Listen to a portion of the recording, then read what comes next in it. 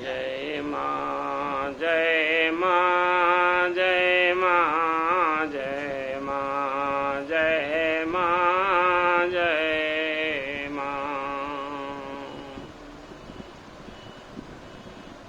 राम भक्ति जहाँ सुर सरिधारा, सरसई ब्रह्म विचार प्रचारा। विधि निषेध में कलिमल हरनी, कर्म कथा रवि नंदिनी भरनी। कर्म कथा रवि नंदिनी भरनी। तीर्थराज प्रयाग में गंगा यमुना सरस्वती मैया हैं। गंगा यमुना सरस्वती मैया ये त्रिवेणी संगम जो संत समाज है, तो संत समाज में भी है। संत समाज भी इसमें स्नान कराते रहते हैं, यानी तीर्थराज प्रयागराज की तरह हैं संत समाज। तो जो ये करें या ना करें, जैसे विधि निषेधमय कलिमल हरनी, कलयुग के मल को धोने वाली यमुना जी मैया, या करें या न करें, यानी कि विधि निषेध, विधि मतलब विधि के अनुसार काम करना, कर्तव्य करना, और निषेध माने यह चीज नहीं करना है, ये करना है नियमानुसार, ये नहीं करना है।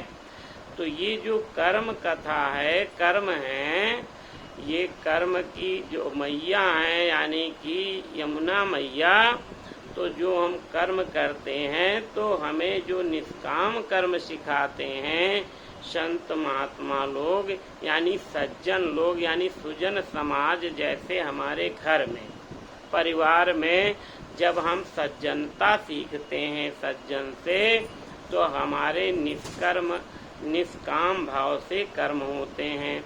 यानी जो हम कर्तव्य कर्म करें वो बच्चों को अगर सिखाया जाए, हमारे कर्तव्य कर्म हम शुद्धता और पवित्रता से करें, तो कहेंगे कि भाई अभी जैसे समाज में आने लगती बातें, कहते लोग कि भाई अभी से सत्संग क्या सीखें, सत्संग तो बुढ़ापे में करना चाहिए। सत्संग का मतलब सज्जन समाज की, जो सुजन समाज होता, अच्छे समाज की अच्छी बातें हमेशा शुरू से ही सीखो। 2 साल के हो, चाहे 5 साल के हो, चाहे 10 साल के हो, ये बताओ तो अच्छी बातें क्या होती हैं, अच्छे कर्तव्य कर्म क्या होते हैं। यानी कि आहार शुद्ध रखो, यानी भोजन की पवित्रता और शुद्धता के बारे में यदि कहा जाए, बताया जा रहा आपको, यही तो सत्संग है, यही सुजन समाज से मिलता है, यही हमको सज्जन पुरुष बताते हैं। क्योंकि वो सरल होते हैं, वो संतोषी होते हैं, वो निष्कपट होते हैं, उनमें छल नहीं होता, वो सुजन समाज होता। तो वो यही बात तो बताते हैं कि भाई आहार शुद्ध रखो, भोजन जब शुद्ध रखोगे तो व्यवहार भी शुद्ध होगा, और जब व्यवहार शुद्ध रखोगे सबसे बड़ों से, तो आचरण शुद्ध होंगे। अब ये बताओ कि आहार शुद्ध रखने का जो है कि आहार सही किया जाए, शुद्ध किया जाए, पवित्र किया जाए, तो ये बच्चे को कहते हो सत्संग अभी से क्या सिखाएं, अभी पढ़ाएं लिखाएंगे। यही तो पढ़ना लिखना है, ये क्या पढ़ना लिखना नहीं है, यही तो ज्ञान है सज्जन से मिलेगा। कि पहले तो हम कर्तव्य कर्म को अच्छा करें, और जो हम कर्तव्य कर्म जब हम अच्छे, जैसे हम कहें भोजन बुढ़ापे में शुद्ध करेंगे, सत्संग बुढ़ापे में करेंगे। अरे भोजन शुद्ध करने की बात सत्संग में बताई गई, यानी अच्छे संग की बात है, अच्छे सुजन समाज से बात मिली, यानी कि हमारे गुरु जी की कृपा हुई तो अच्छी बात प्राप्त हुई, तो उसको हम अभी से लागू करें, अच्छे से व्यवहार करना आ जाए। अच्छे से आचरण करना आ जाए। ये होता है यमुना मैया जी की कृपा। फिर है सरस्वती मैया की कृपा। तो जब हमको जैसे पढ़ लिख करके ज्ञानी बहुत हो गए, मान लो, सुख समृद्धि भी मिल गई, सब कुछ मिल गया, उसके बाद में कर्तापन बना रहा कि मैंने किया, सफलता कोई हासिल हो गई, मैंने किया। तो जब आप करते करते कर्तव्य कर्मों को निष्काम भाव से करेंगे, यानी प्रभु को समर्पित करके कर्म करें, कि जो कर्तव्य कर्म आवश्यक हैं, जो करना बताया गया है, यही तो वेद कहते हैं, यही तो संत कहते हैं, यही तो सज्जन पुरुष कहते हैं कि भगवान को समर्पित करके करो तो कर्तापन नहीं हो, क्योंकि कर्ता तो प्रभु स्वयं है। आप तो निमित्त मात्र हैं कि हमने सफलता हासिल कर ली, आप कर्तापन लिए घूम रहे हो कि मैं ही करता हूँ। तो जब मैं ही करता हूँ तो तब सरस्वती मैया में जो स्नान नहीं हुआ आपका, इसलिए वो कर्तापन गया ही नहीं, शुद्धता आई नहीं। क्योंकि कहते हो सत्संग तो हम बुढ़ापे में करेंगे।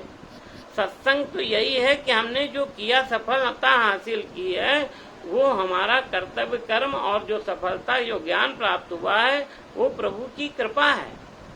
ये हुआ सरस्वती मैया में स्नान। और जब इस तरह का भाव बन जाए कि अपना कर्तापन न हो, ये प्रभु कर रहे हैं और प्रभु को समर्पित हो करके हम कर्तव्य कर्म कर रहे हैं, ये बच्चा हो, बूढ़ा हो, जवान हो, सबके लिए लागू होता।